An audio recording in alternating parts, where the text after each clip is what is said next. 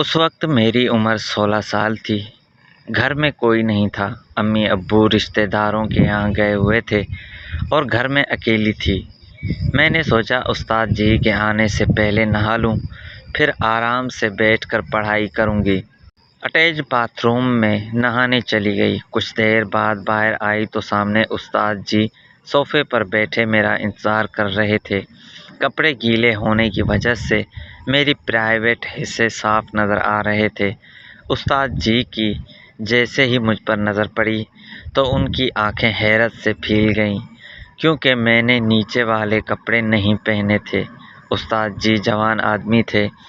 میں بے دھیانی میں استاد جی کے برابر میں کتاب لے کر بیٹھ گئی۔ اچانک میری نظر استاد جی کی شلوار پر پڑی تو ابھار دیکھ کر شرمندہ ہو گئی۔ میرے ذہن میں ایک شیطانی خیال آیا کہ اگر تھوڑی سی محنت کی جائے تو بات بن سکتی ہے۔ میں نے جان بوجھ کر اپنی کتاب نیچے گرا دی اور جان بوجھ کر نیچے جھک کر کتاب پکڑنے لگی۔ استاد جی کی نظریں میرے سینے پر ایسے جمی تھیں جیسے کوئی بھوکا انسان کھانے والی چیز کو دیکھتا ہے۔ میں اٹھ کر دوبارہ سیدھی ہو کر صوفے پر بیٹھ گئی۔ آج تو ویسے بھی پورا گھر خالی پڑا ہوا تھا اور کسی کو شک بھی نہیں ہونا تھا۔ آخرکار میں نے تھوڑی سی ہمت کی اور استاد جی کا ہاتھ پکڑ کر اپنے سینے پر رکھ لیا۔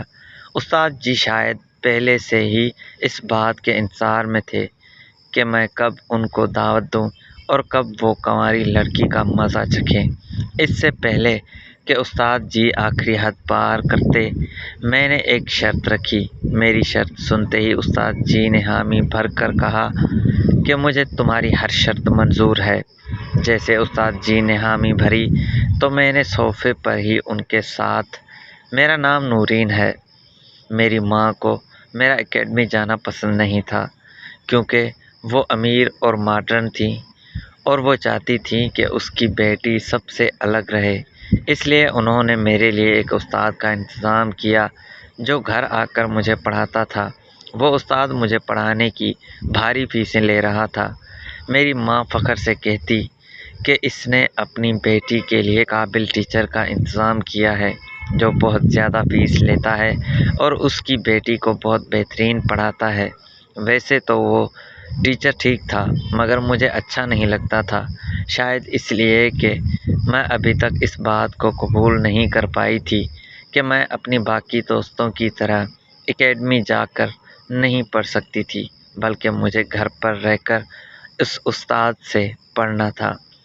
شروع میں مجھے وہ استاد بالکل اچھا نہیں لگتا تھا اور نہ ہی مجھے اس کے پڑھانے کا انداز پسند آیا تھا۔ مگر جب میں نے اپنی ماں سے یہ بات کی تو انہوں نے مجھے جھڑک دیا اور کہا کہ میں یہ بہانے بند کروں اور اپنی تعلیم کا معیار بہتر بناؤں اور یہ بھول جاؤں کہ میں اپنی اور دوستوں کی طرح اکیڈمی جا سکتی ہوں، اور بھی بہت ساری ہدایات مجھے دی گئی تھی۔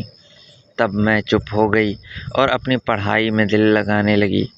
دل میں بہت اداسی تھی اور اپنے دوستوں کے ساتھ پڑھنا چاہتی تھی، جبکہ میری ساری دوستیں اور باقی کی کلاس فیلوز مجھ پر رشک کرتی کہ میں اتنی امیر ہوں کہ مجھے گھر پر اتنا اچھا استاد پڑھانے آتا ہے۔ ان کی باتیں سن کر میں بھی نخرے میں آنے لگی اور تب میں اپنا سارا افسوس بھلا کر اپنی استاد سے بہت اچھے سے پڑھنے لگی۔ اور جب میں نے دل سے اس استاد کو قبول کیا تو مجھے معلوم ہوا کہ وہ واقعی ایک قابل استاد ہے اور مجھے بہت محنت سے پڑھاتا ہے، اور اس کی محنت کی وجہ سے میں نے بہت کم دنوں میں اپنی پڑھائی بہتر کر لی اور اب کلاس میں ہر سبجیکٹ میں ٹاپ پر آ گئی تھی، جس وجہ سے کلاس اور اسکول میں میری خوب واہ واہ ہوتی، جو سن کر مجھے بہت اچھا لگتا تھا۔ ان تعریفوں کی وجہ سے میں آسمانوں میں اڑنے لگی تھی، اور تب میں نے اپنے استاد کو بھی دل سے قبول کر لیا تھا اور ان سے بہت فری ہو گئی اور دل لگا کر ان سے پڑھتی تھی اور اپنی ہر بات شیئر کرتی تاکہ پڑھائی میں مزید بہتر ہو جاؤں۔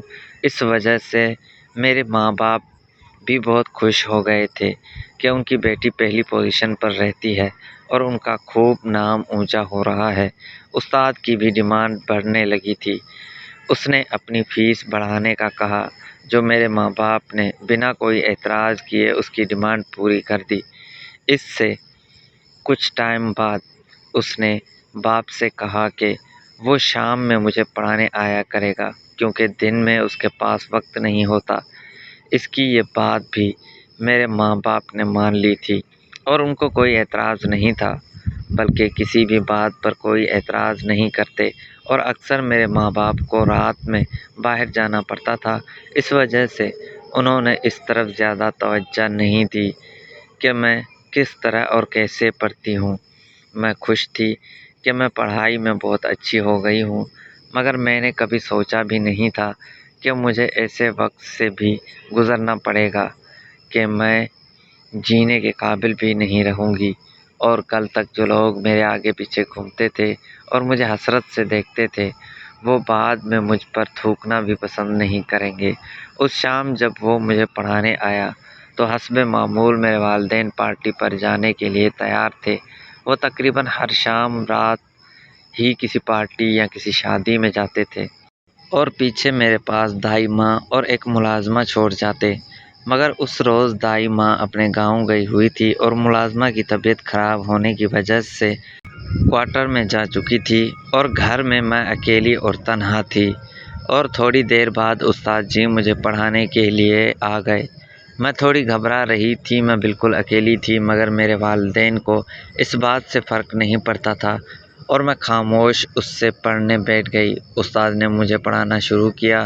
سب سے پہلے انہوں نے مجھے نمبر حل کرنے کو کہا، تو میں نمبر حل کرنے میں اتنی مصروف ہو گئی کہ پھر یاد بھی نہیں رہا کہ میں اس گھر میں اکیلی ہوں اور وہ استاد بھی میرے ساتھ بیٹھا ہے، جو ویسے تو میرا استاد تھا، مگر اس وقت اس کے دماغ پر شیطان سوار تھا۔ اور پھر اچانک اس نے مجھے اپنا بھیانک روپ دکھایا کہ بظاہر مہربان نظر آنے والا شخص حقیقت میں درندہ تھا۔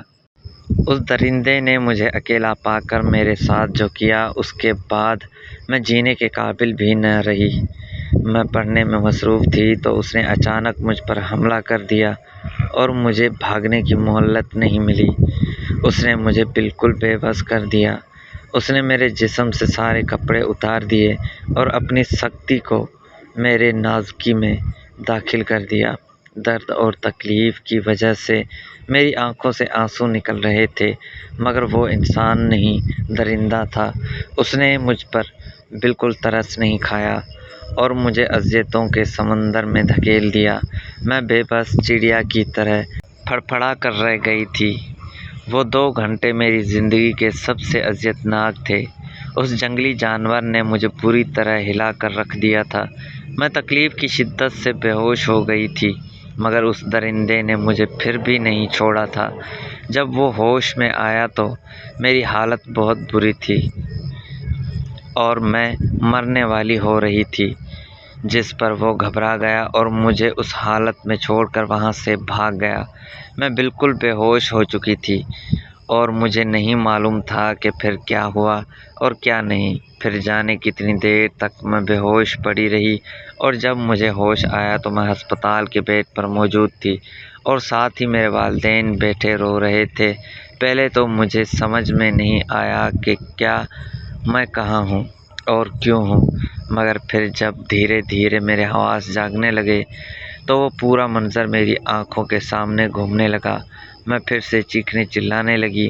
میری حالت پر میرے والدین تڑپ رہے تھے اور مجھے پکار رہے تھے، مگر مجھے کسی کی پکار نہیں سنائی دے رہی تھی۔ میں بری طرح چیختی جا رہی تھی اور پھر بے ہوش ہو گئی تھی۔ میری حالت پر میرے والدین دکھ اور پچھتاوے میں جلنے لگے تھے۔ پھر تقریباً 14 دن بعد میں جب سنبھلی تو میرے ماں باپ مجھے گھر لے کر آئے۔ اب میں پہلے کی طرح چیختی چلاتی نہیں تھی، مگر اب میں نے بولنا ہی چھوڑ دیا تھا اور اپنے والدین کی طرف تو میں بالکل بھی نہیں دیکھتی تھی۔ مجھے ان سے نفرت ہو گئی تھی۔ کاش وہ اتنے غافل اور لاپرواہ نہ ہوتے تو میرے ساتھ یہ سب نہ ہوتا۔ زندگی جینے والی لڑکی ہر چیز سے دور ہو گئی تھی۔ میں نے سب سے ملنا جلنا چھوڑ دیا تھا، یوں کمرے میں پڑی رہتی تھی۔